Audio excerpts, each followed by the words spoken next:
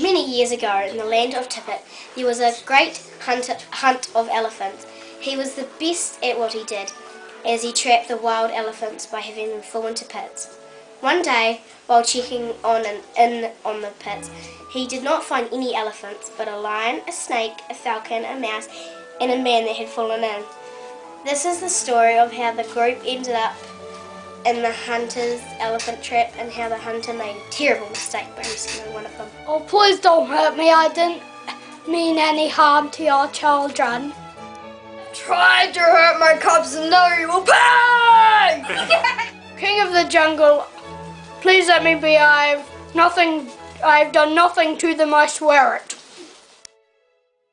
As the lion is chasing the man, they do not notice a pit ahead, and in they fall. Meanwhile, along come a snake, a falcon, and a mouse. Oh, please don't eat me. I've done nothing to you.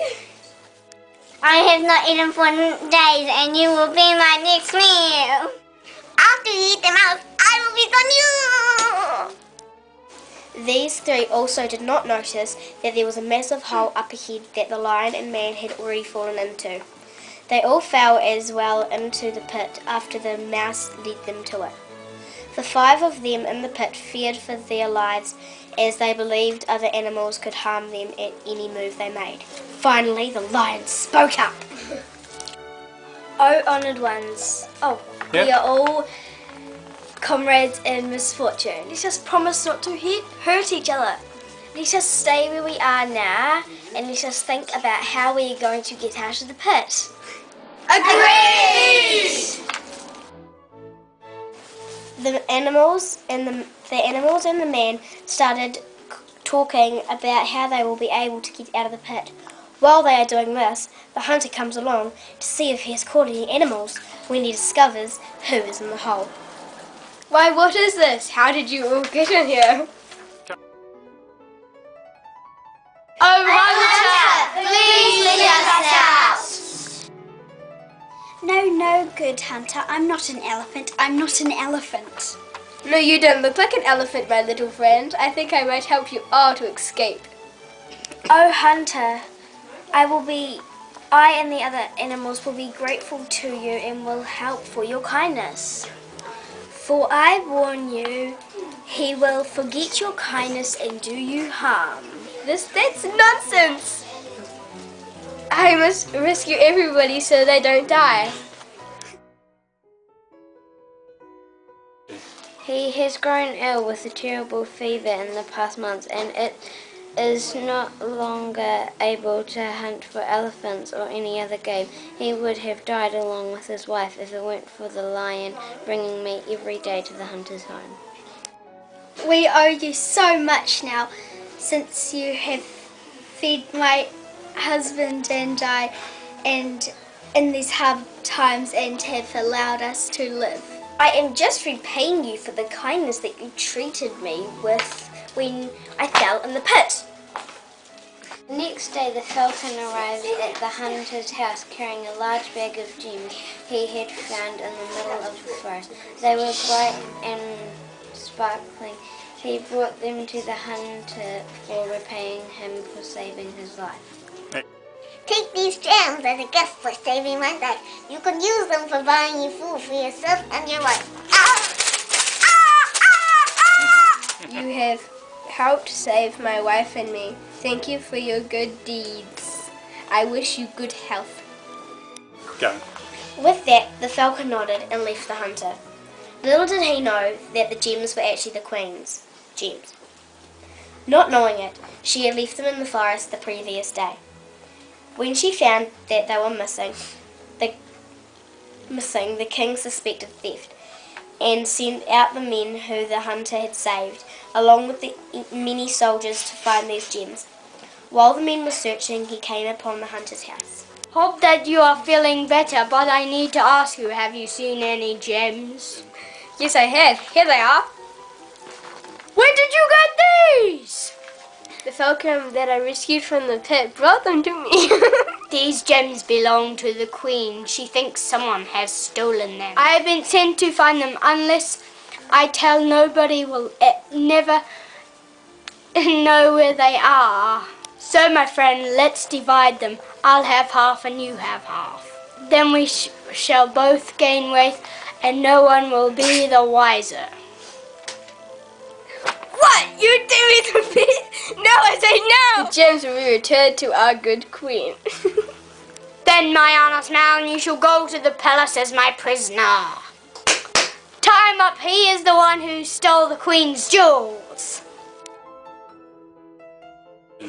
With that, the hunter, who was still frail from illness and fever, was taken out of his house and brought to the palace. The king believed the false story told by the man. He and the hunter chained as a thief and placed him in a dark dungeon.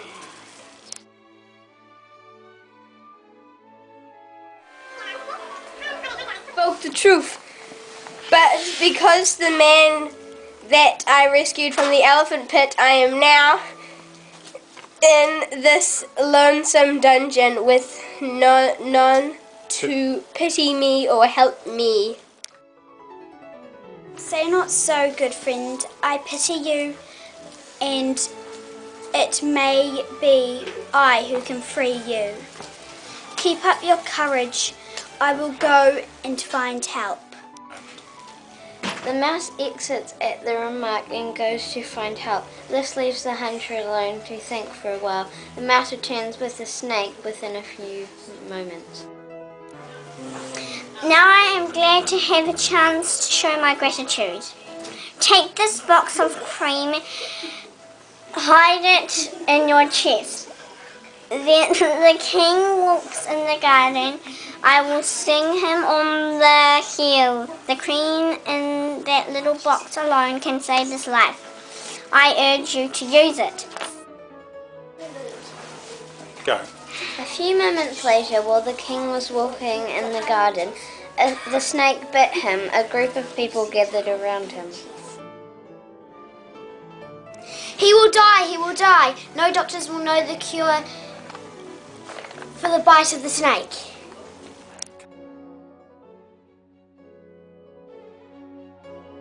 There is one who can help the king, the hunter who lies in the lowest dungeon.